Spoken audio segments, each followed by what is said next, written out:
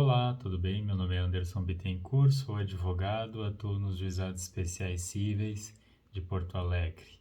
Vamos falar hoje sobre audiência de instrução, o que é e como se preparar para ela. Então, a audiência de instrução é uma reunião com as partes no mesmo espaço físico.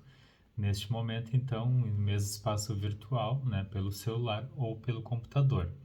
Então, todos estarão na mesma videochamada, mais ou menos como uma conversa pelo WhatsApp, uma videochamada de WhatsApp, né? Podendo até, inclusive, a audiência ser feita pelo WhatsApp. A instrução, então, é o momento, a audiência de instrução é o momento de levar ao conhecimento do juiz as provas que você possui para garantir o seu direito. Então, nessa reunião, você apresentará todas as provas que tiver e as testemunhas serão ouvidas. Claro, se tiver testemunhas. Mas as provas poderão ser juntadas, as provas documentais, antes da abertura dessa audiência de instrução. Aliás, preferencialmente que sejam juntadas antes, tá? Qual é o objetivo, então, dessa audiência de instrução? Como eu referi, é o momento de produção de provas, né, em que cada um junta a sua prova ou a sua testemunha para confirmar a sua história, aquilo que relatou, aquilo que aconteceu, né? Desta forma, então, deverá preparar toda a prova que tiver que juntar no processo antes da audiência de instrução. Na audiência de instrução é que serão então ouvidas as testemunhas, tá? É a oportunidade de se ouvir o que a parte contrária também tem a dizer, ou seja, ela pode confessar, né, o que fez ou deixou de fazer determinada coisa, né, ou mesmo apresentar uma outra testemunho, uma outra versão dessa história, né? Também é nesta audiência que a manifestação sobre os documentos que a outra parte juntou, ou seja, se dizer se aqueles documentos se prestam ou não para aquele processo, para fazer determinada prova, né? Se são válidos também, né? É o momento da impugnação dos documentos, certo? Inclusive, nessa audiência ainda poderá ocorrer um acordo, porque em toda abertura de audiência o juiz vai propor novamente uma tentativa de acordo, de composição, né? Tem um vídeo só sobre acordos que eu indico que vejam, porque ele é bem explicativo de muitos detalhes que pode acontecer numa audiência de conciliação ou mesmo em qualquer situação de acordo no processo, tá?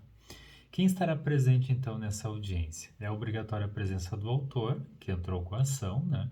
Também tem que estar presente o réu ou, se for uma empresa, o representante dessa empresa, tá? Não precisa ser funcionário, mas tem que ser um preposto dessa empresa, tá? Não é obrigatória a presença de advogados se a causa for até 20 salários mínimos, mas é bastante aconselhável que peçam um advogado caso vocês não tenham, tá? Se o valor for acima de 20 salários mínimos, a presença de advogado é obrigatória, tá?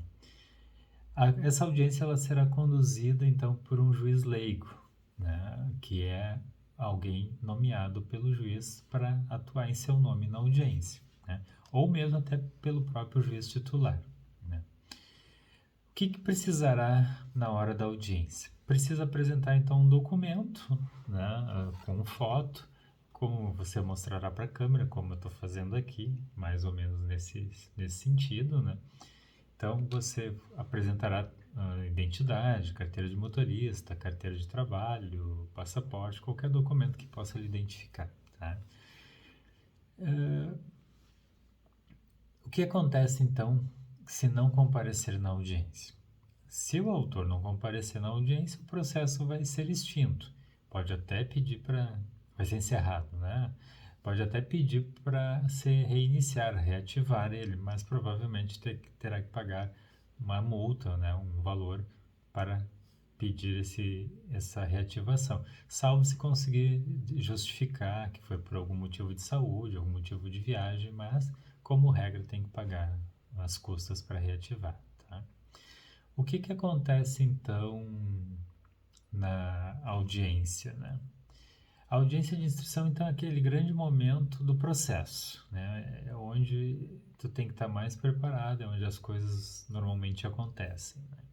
É nessa oportunidade que você precisará convencer o juiz que tem razão naquilo que você está argumentando, né? Então, para convencer o juiz, é importante as provas. Então, tu deve preparar as provas, né, para o convencimento do juiz, né? As provas que estão em formato de documentos, papéis, né?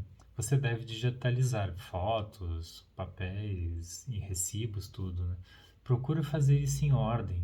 Pode ser em qualquer ordem, mas é importante que elas estejam ordenadas para que façam sentido, né? Em relação à história que você contou e os documentos que você juntou, né? Principalmente quando são faturas de um ano inteiro, aí junta mês de dezembro, depois vem março, depois agosto, abril, tudo fora de sequência, fora de ordem. Preferencialmente coloque tudo em ordem. E nesses documentos marque, né, assinale aquilo que é importante que quer aparecer, né? Se for preciso, use uma outra folha, faça as anotações do que você quer demonstrar com aqueles documentos que estão juntando, onde você quer naquele documento que está sendo juntado que seja visto, que seja prestado atenção, marque com caneta colorida, certo? As testemunhas. Testemunhas você pode chamar até 3 testemunhas, tá? Contudo, o que importa é uma boa testemunha que tenha presenciado ou que saiba, que tenha visto, né, que saiba do fato por elas mesma, tá? E não por ter sido contado por outra pessoa. Uma boa testemunha vale mais do que 3 que não sabem nada, tá? Não é quantidade nesse caso, e sim qualidade, tá? E não se engane, quanto mais testemunhas, às vezes, na maioria das vezes pior fica, porque elas tendem a dizer coisas diferentes, tá? E não é obrigatório ter testemunhas, né? Tem muitas situações que a documentação em si basta e ninguém presenciou, né? Não é obrigatório a ter testemunha, certo? Na audiência de instrução, também, como regra, você não irá falar, tá? A não ser que o juiz queira lhe ouvir ou a parte contrária queira lhe ouvir também, o advogado da parte contrária ou queira lhe ouvir, tá? Então é importante que você conte o que aconteceu lá no início do processo, por escrito, esteja tudo escrito o que você gostaria de falar, porque talvez não tenha uma oportunidade de você falar no processo, tá? Então é importante que a história esteja bem contada, com bastante fatos do que aconteceu, certo? Aí, voltando à testemunha, se você quiser ouvir a testemunha, você tem que mandar avisar ela, né, do horário da audiência, da data da audiência e enviar o link, o mesmo link que você vai usar para acessar a audiência, você envia para ela, tá? Para que ela acesse a audiência no mesmo horário que você, certo? Se você tem algum receio que a testemunha não compareça na audiência, você mande um e-mail para o juizado e pedindo para o juiz que ele notifique essa testemunha, tá? Assim ficará garantido que se ela não comparecer, a audiência não vai prosseguir. Ela vai ser notificada para que compareça na audiência. Se for uma testemunha muito importante, você não confia que ela compareça no dia, você tem que pedir então para o juiz notificá-la para que compareça na audiência virtual ou, se for o caso, presencial, tá? E isso tem que ser feito até 5 dias antes da audiência, no máximo até 5 dias antes da audiência, para dar tempo dela ser notificada. Mas eu sugiro que faça isso o quanto antes, porque se for pelos correios, 5 dias realmente não vai dar, essa audiência vai acabar sendo transferida, tá? A mesma coisa que você, a testemunha também tem que ter um documento que também vai ter que precisar apresentar na hora, tá? Como eu disse, se a testemunha não comparecer, essa audiência vai ser transferida, então. Quem poderá ser testemunha, tá? Os maiores de 16 anos, como regra, podem testemunhar, tá? Familiares e amigos não são testemunhas, mas podem ser ouvidos. Por que não são testemunhas? Porque eles têm interesse. Por causa dessa relação com você, eles têm interesse que você vença. Mas eles podem ser ouvidos como informantes, certo? Aí vocês indicam para o juiz que vocês gostariam de ouvir essa pessoa, mesmo sendo parente, mesmo tendo alguma relação, porque só ela presenciou. Tem várias situações, principalmente se acontece dentro da casa das pessoas, que só estão lá quem de fato tem alguma relação de proximidade, né? Então, ainda assim vale, né, ouvi-la como informante mesmo, tá? Claro que se for alguma coisa que a testemunha for falar que já esteja em documento, não precisa da testemunha, tá? Se já está documentado determinada situação, não há necessidade de que a testemunha venha falar. Até melhor que nem fale, principalmente se for informante, porque a tendência é que ela não ajude, né?